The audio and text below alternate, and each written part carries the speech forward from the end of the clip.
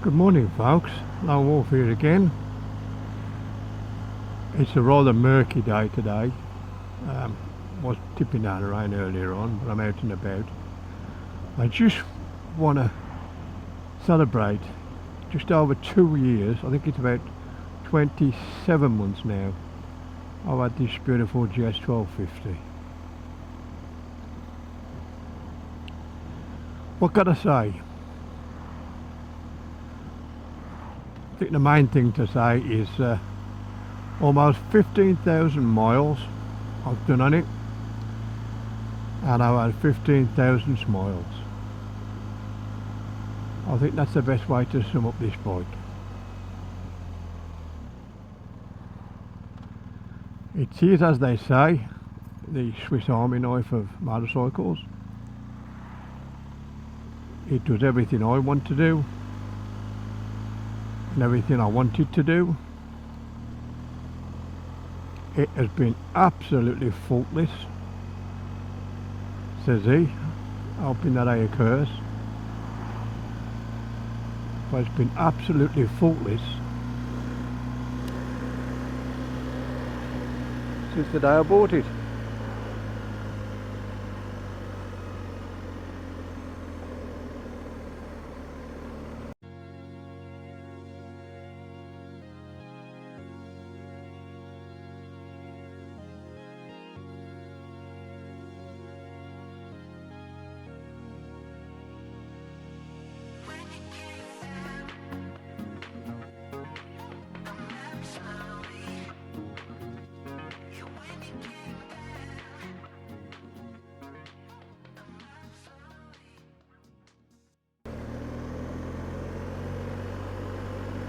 Now, it weren't brand new when I had it.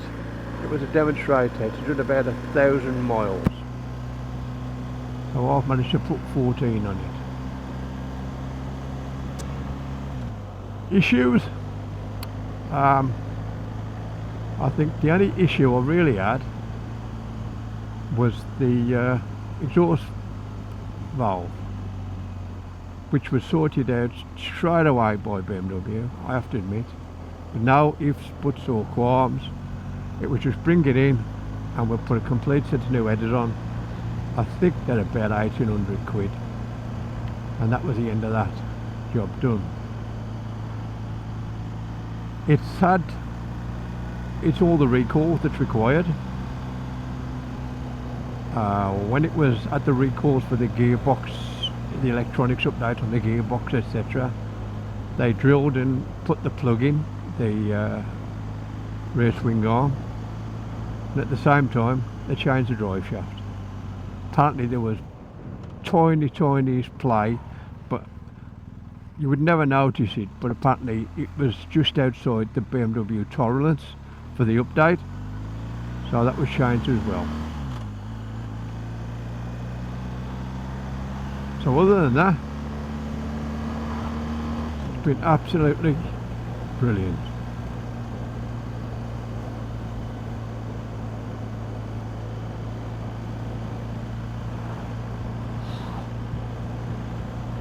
Tyre wise, when I got it, it got I think a Messler Tour Max on it.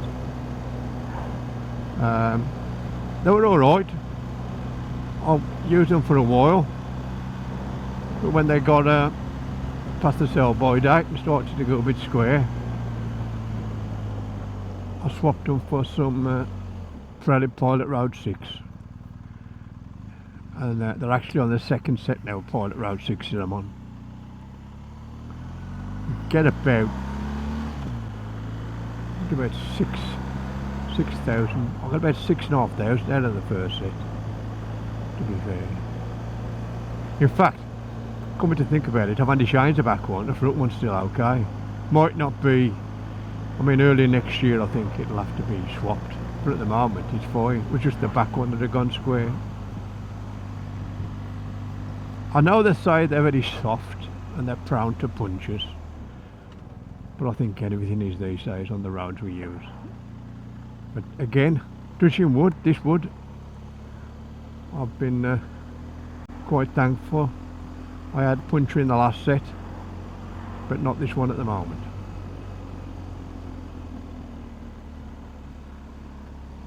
Just negotiate this traffic area here.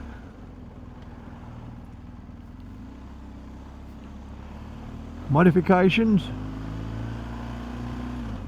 Well, I think if you watch the channel, my biggest watch video is the one I did very early on with what accessories I've got on the GS. Well, some have lasted the test of time, some haven't. We'll have a walk around and I'll show you what I mean. Right folks, there she is, the beast, my beast.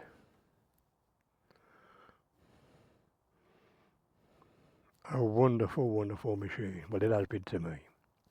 So as I said, modifications. Forget the covered in crap at the minute, I've just come down a right dirty lane. Front end, I've kept the standard screen, because I'm quite happy with that. I put a protector on the front headlight. It's handy cheap. AliExpress. No, a British guy made it actually. But it isn't one of these expensive things. But it's done the job. These are my flash stickers, you can see. Adds a bit of colour to it.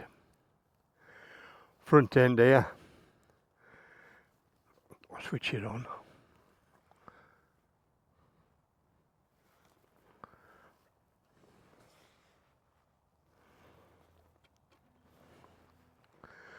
There we go.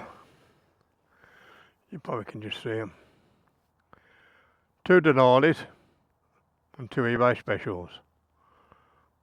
Anti-schmidsy I call them. Keep it secure hopefully. I'll just switch it off. And guards, I put some extensions on. I went for black. Again, just a bit of contrast. You know what I mean? Radiator guard.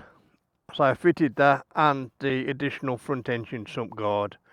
The bottom sump guard. As you can see there. That came with the bike.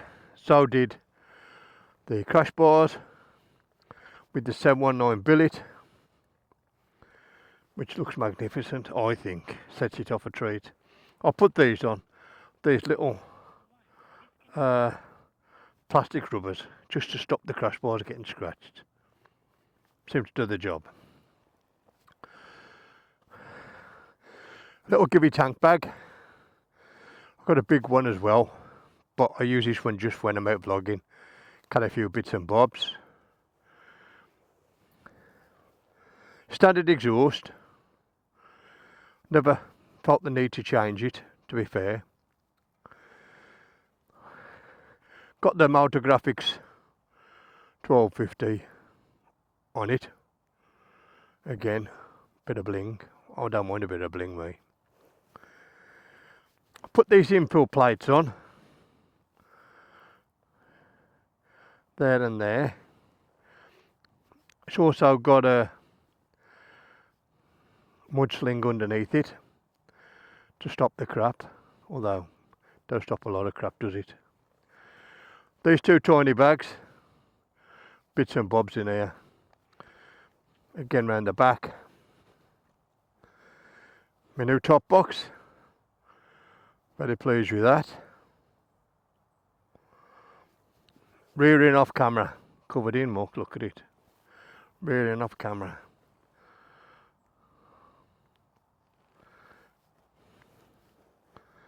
Again another side bag.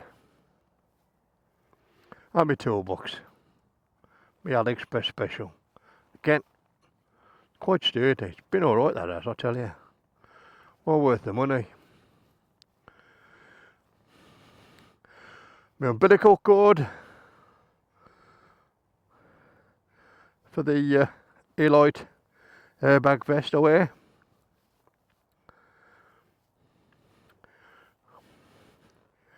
Adapter here, you can just see it in there. That's for my Optimate.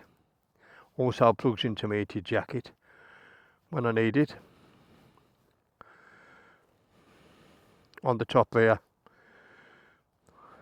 Insta3 TX3 GoPro. Got the obligatory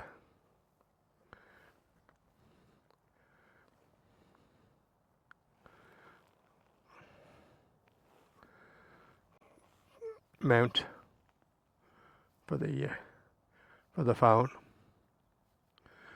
Wireless mount plugged into there. And there's the controls for the just see them down there, can you? For the 360, not for the 360, for the Insta X, it's X5, Insta 4. It's the one with the two cameras anyway. It's the front camera mounted on here. I can't remember half this stuff, so I'll put it on the screen, whatever it is. I'll probably put some links in as well, to be honest. Dirty, camera's filthy. Surprising how you're only going to be out 5 minutes and you're covered in muck. But as I say, I've had 15,000 miles and 15,000 smiles riding this. Yes, 15,000 miles, 15,000 smiles.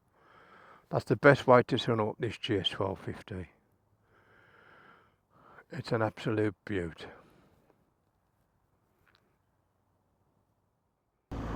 So this bike becomes 3 years old. I think it's December, when it's obviously due to have its MOT. It will then have to go into an extended warranty period. I'm almost 100% certain that that's what's going to happen with BMW. I know there's the new 1300s out with all the hype. I'm actually going to go and have a look at it in a minute and book a test ride. I'm curious myself to see what it's like. The reports have been absolutely outstanding. Majority of them anyway. So I think this is going to definitely go into extended warranty, because as far as I can see, I don't think any of the new ones will be coming through till December-ish anyway. And I would hate to have this and be out of warranty at some point, especially with the amount of electronics these things have these days. Anyway, I don't think I can afford a new GS, to be honest. I spec'd one up the other day, the one I want, and ooh, it was a lot of money. Because I think if you're going to buy one, you buy one with everything. Well, I would anyway. This bike has. So the only thing this misses is a heated seat, and I've never really craved for an heated seat. I've got my heated gear, which keeps me toasty.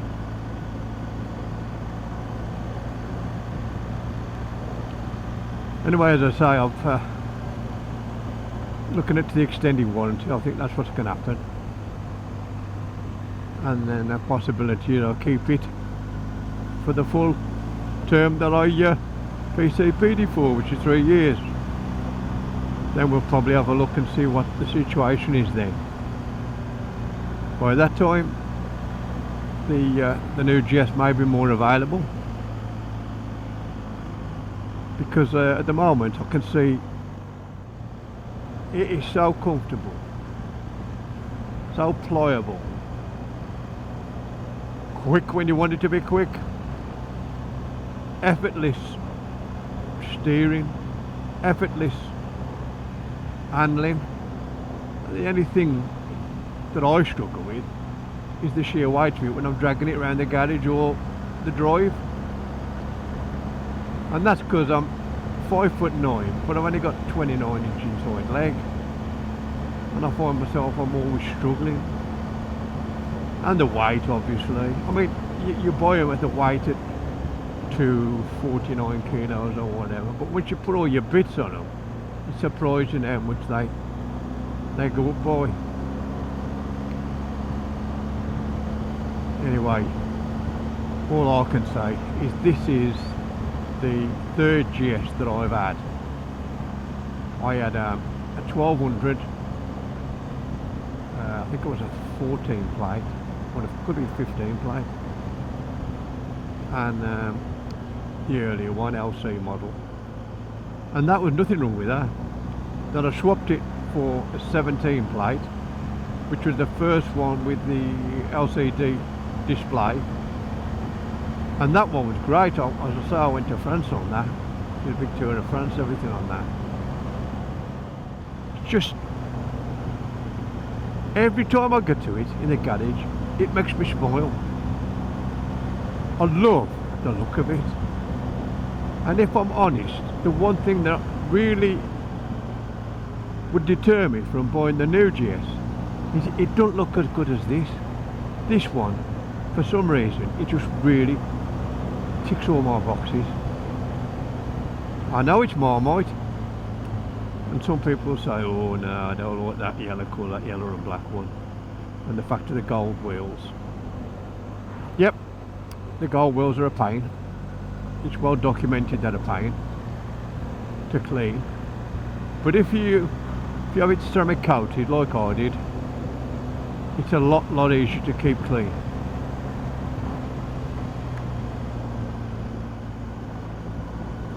I've had lots of bikes over the years, and I would rate this as probably the favourite I've had, closely followed by a K1300 BMW I had, and that was magnificent, but as I say, become outdated.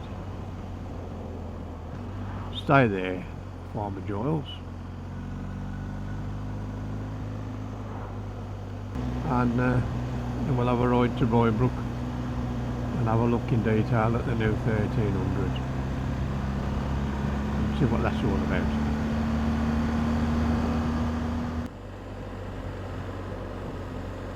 Right folks, as I say, I couldn't actually ride the GS 1300 and do a review on it, purely and simply because it's way too tall for me. You know, Ben said I could have it there and then, but obviously I wouldn't go out if it's too tall. I wouldn't enjoy it. So you'll have to wait until I get the lowered version with the automatic suspension before you get the Lone Wolf's review with the R1300 GS. I'm sure by that time it'll all be old hat, but I'm still going to do one at some point when I get out of it. But looks like that's going to be next year now, because they're very slow coming through. According to what they were saying, there's only 3 with the automatic suspension come through into the country at the minute. So I'll have to wait and see.